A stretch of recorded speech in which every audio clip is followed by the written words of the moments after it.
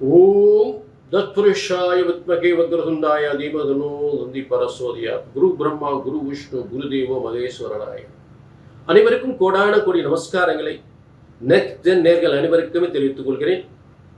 June மாத பலன்கள். இந்த ஜூன் மாதம் என்பது ஜனவரி முதல் 6வது மாதமாக வரக்கூடிய ஒரு சிறந்த மாதம், வெற்றி மாதம் என்று சொல்லக்கூடியது. நல்ல திருமண வாழ்க்கை ஏற்படக்கூடியது, திருமண வாழ்க்கை ஏற்பட்ட பிரச்சனைகள் சேரக்கூடியது. இது 6ஆம் எண் என்பது சுக்கிரனுடைய அதிகாரம். ஆக நிறைய பேர் கோடீஸ்வரர்களாக லட்சாதிபதியாக ஆகக்கூடியது. அடிக்குது பாரு சுக்கிர திசை அப்படின்னு சொல்லக்கூடிய 6ஆம் எண்ணுக்குரிய மாதம், சுக்கிரன் அதிகாரம் பெற்ற மாதம். அப்படிப்பட்ட ஒரு சிறந்த மாதம், எல்லாருக்குமே ஒரு சிறந்த நன்மைகளை யோகங்களை செய்யக்கூடிய சிறந்த மாதமாக அமையப் போகிறது இந்த ஜூன் மாதம். புரிஞ்சுட்டீங்களா? ரொம்ப அற்புதமான மாதம் அமையிருக்கு, அதில் மாற்றமே இல்லை. புரிஞ்சுட்டீங்களா? இப்போ ஜூன் 1 முதல் ஜூன் 30 வரை, வைகாசி 18 முதல் ஆனி 16 வரை. புரிஞ்சுட்டீங்களா? ஆக இப்போ இதற்குரிய ஒரு சிறந்த பலன்களை நம்ம தெளிவாக பார்க்க போகிறோம். அதே நேரத்தில் இது ஒரு தனிப்பட்ட பலன் அல்ல, பொதுவான பலன். இது பொது பலன். கோடிக்கணக்கான பேருக்கு, மேசராசியில் கோடிக்கணக்கான பேருக்கு சொல்லப்படுகின்ற பொதுவான பலன். ஆனால் உங்கள் ஒவ்வொருவருக்கும் ஒரு தனிப்பட்ட லக்னம் இருக்கும், ஒவ்வொருத்தருக்கும் ஒரு லக்னம். ராசி என்பது பொது, மேசராசியில் கோடிக்கணக்கான. ஆனால் அவங்களுக்கு லக்னம் வேறு வேறு லக்னமாக இருக்கும், வேறு வேறு திசை நடக்கும். சனி திசை நடக்கும், புதன் திசை நடக்கும், சுக்கிர திசை நடக்கும், ராகு திசை நடக்கும். அந்த திசைக்கு ஏற்றவாறு பலன்கள் இந்த கிரக அமைப்புக்கு அதுக்கு ஒத்து போகணும். உங்களுக்கு நடக்கிற தசாபுத்திகளுக்கும் நான் சொல்லக்கூடிய இந்த கிரக அமைப்புகளுக்கும் 2 ஃப்ரெண்ட்ஷிப்பாக இருக்கணும். அப்படின்னா உங்க பலன்கள் சக்சஸ்ஃபுல்லாக உங்களுக்கு அமையும். அதனால தான் சுய ஜாதகத்தை பார்த்து கொள்ள வேண்டும். நம்ம போற பாதை சரிதானா, நான் செய்யக்கூடிய காரியம் சரிதானா, எடுத்த காரியம் வெற்றியில் முடியுமா, இதை செய்யலாமா, இதை செய்யக்கூடா என்பதை இந்த சுய ஜாதகத்தின் தற்போது சொல்லக்கின்ற பலன்களை வச்சு ஒப்பிட்டு பார்த்து உங்களுக்கு தெளிவான முடிவு கொடுக்கலாம். புரிஞ்சுட்டீங்களா? இப்ப மேசம் முதல் நம்ம மீனம் வரை எல்லாருக்கும் ஜூன் மாத பலன்கள், வெற்றி மாதம், வெற்றி மாதத்தின் பலன்களை சிறப்பாக பார்க்க போறோம். கீழே அப்பாயின்மெண்ட் வாங்கணும், உங்க தனிப்பட்ட ஜாதகத்தை பார்க்கணும், கீழே நம்பர் இருக்கு. அதுக்கு முன்னாடி சொல்லக்கூடிய வார்த்தை ஒரே ஒரு வார்த்தை, நல்ல கவனிங்க. இது ஜோதிட சாஸ்திரம்.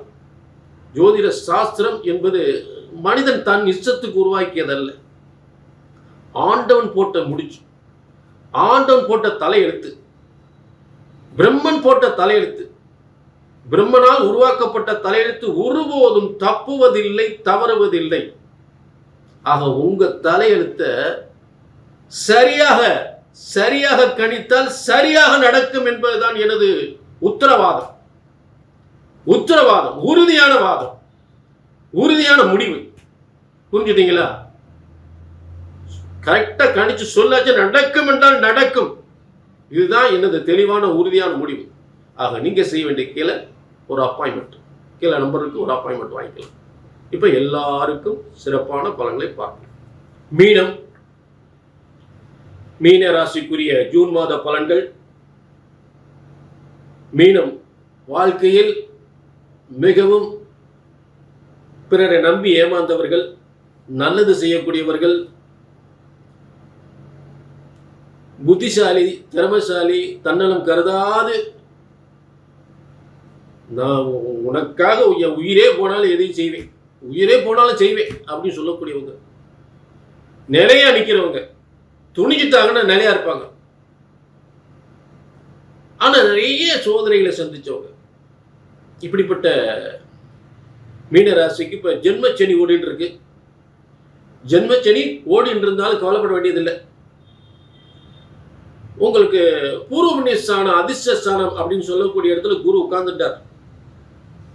பிரமாதமா இருக்கும்.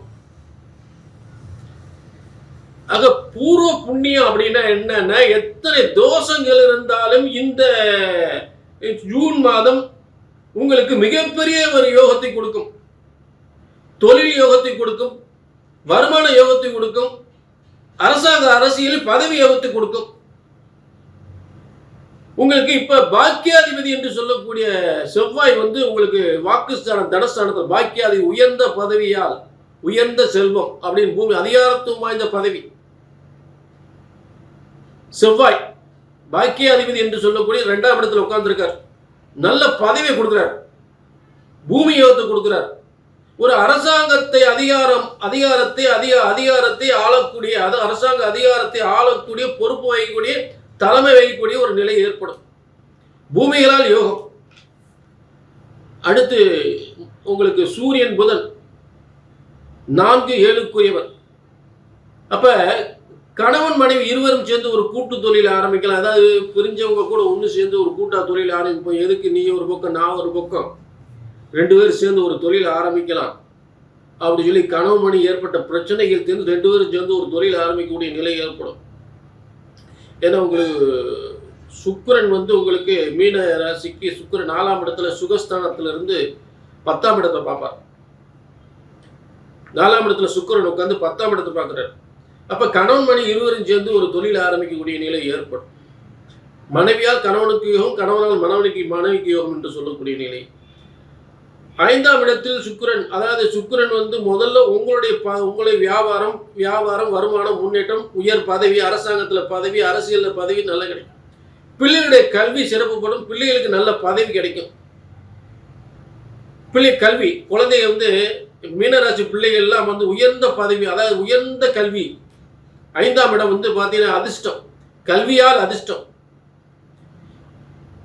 எப்பேற்பட்ட ஒரு சிறந்த ஒரு ஸ்தானத்தை அடையக்கூடிய நிலை, கல்வியில் உயர்ந்த சாதனை புரியக்கூடிய நிலை. புரிஞ்சுட்டீங்களா? ஆக மீனராசிக்கு புத்திஸ்தானத்துல ஒரு கிரகம், புத்திஸ்தானம், அதிர்ஷ்டஸ்தானம், புத்திஸ்தானம்.